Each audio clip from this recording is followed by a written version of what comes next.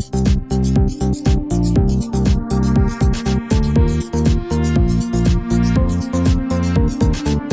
name is Florent Maurin. I'm basically the head of the Pixel Hunt. We are a tiny game studio, so I say I'm the head, but there's like 4 of us, so it's really tiny. And I take care of the game design, the writing with my sister. We co-wrote the game with my sister. And also the producing, so I get the whip out just to whip other people so that the game actually happens. The Rec is a 3D visual novel, so it's very story-centric. And it's the story of a young woman called Junon, who's basically living through the absolute worst day of her life. And as a player, you have to try to swerve her in the right direction so that she can actually face that day and get out alive. So you have access to her thoughts, what's happening inside her head. You can decide what she's going to say to the people she meets. And most importantly, you are able to visit her memories. And in the memories, you have to investigate, to understand what happened in the past in her life, to help her have a fresh look on herself, her life, and her relationship to her family. And if you do that correctly, then she's able to face more and more challenges in the hard days she has to face. And hopefully, you'll reach an ending that's satisfying to you.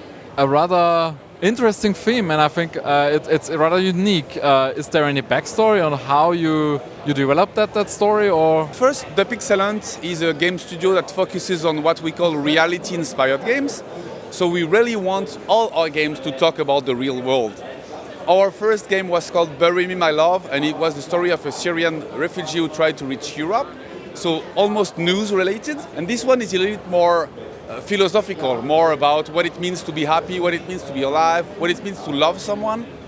But it's still like the main goal is we want you to think about your relationship to others, your place in the world. If that can be a tiny bit about that, we would be very happy, because we don't want like you to rethink your life entirely, but at least give you some food for thoughts, basically. I mentioned I wrote the game with my sister. So this is not autobiographical, but it's also linked to things that happen to us as a family and our relationship to our family, our parents, our friends. So there are things in life that made us stronger, and we wanted to try to share that with the world a little bit. How can someone who's just playing games and who doesn't know how developing games is imagine today's world for indie developers, especially in the narrative world? Does it still sell? What's the big ups and downs? It's a little bit tougher to sell narrative games than to sell, I don't know, deck building games or Metroidvanias or stuff like that.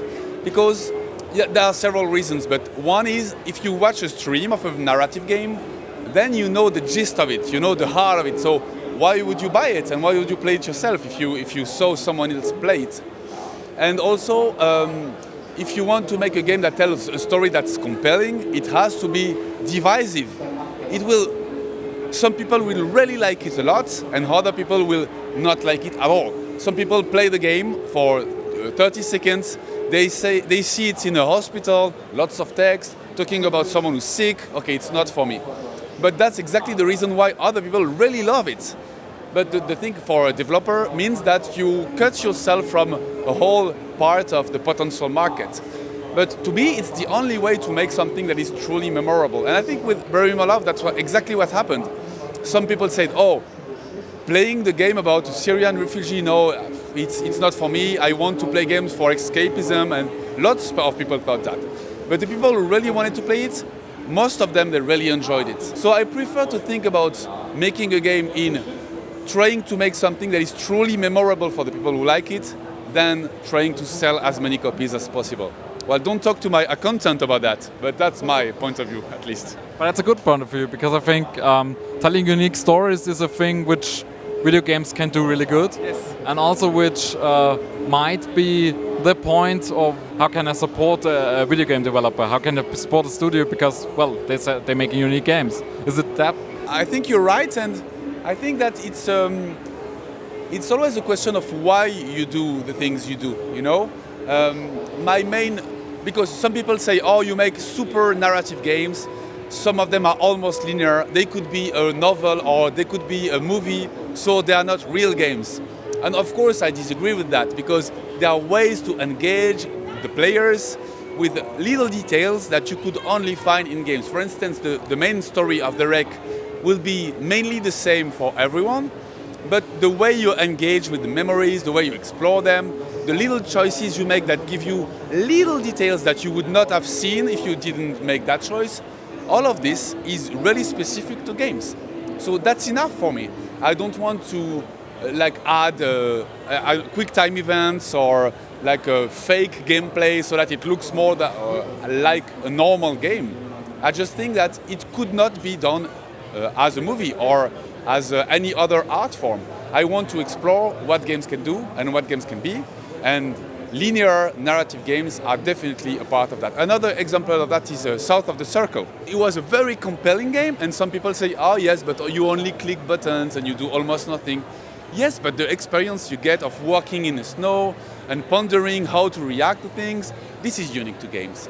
And so in the end, I don't know, my dream is that the people who play my game, I will ask them 5 years from now, and they will remember when they played it, how they felt, what it made them think about, and that's the best thing that can happen. And I think that happened with Bury My Love, and I hope that it will happen again with the rec. Can you elaborate what you're planning for the future? Because first of all, Bury Me My Love is, I think nearly everyone who was into narrative games knows that game and dearly appreciates the game, and I think the rec could be the next one. But what is next? We have an idea. We basically have a rough pitch, but I can't talk about it too much. But it will still be more of the same, basically. We want to tell stories that talk about the real world in a way or another. And I used to be a journalist for 10 years before making games.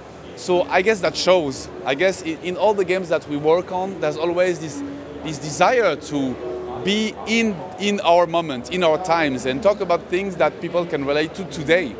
You know, I was thinking about all the trend of very cozy game, feel-good games and everything, and I think that's awesome. It's really great that you have games that you can feel are like little candies or little things that you can like feel good into. But we try to do right the opposite and talk about difficult subjects and topics and conversations, because we hope that talking about them and exploring them and engaging with them can also help people grow and face the world as it is. So yeah, that will be a little bit more of the same with yet again completely different form. So don't expect a text message game, don't expect a 3D visual novel. It will be something else, but still heavily narrative and still talking about the world we live in. What do you want to tell our readers, our viewers? Is there anything? Well, the main thing is I wrote the story with my sister, and this has been an incredible experience because it's the first time we get along pretty well, but we're not like alone together all the time. But it's the first time that we had to talk, working on the game, had us talk about things about our relationship as siblings that we had never had the opportunity of talking about before. So it has been a life-changing, literally life-changing experience for me. And I hope that a little bit of that discovery of our relationship and our traumas as children and how we coped with them, I hope that it got translated into some pieces of the rec that players can feel and relate to. So that's just what I hope. Thank you for your time and all the best for the release. Thanks a lot for your attention.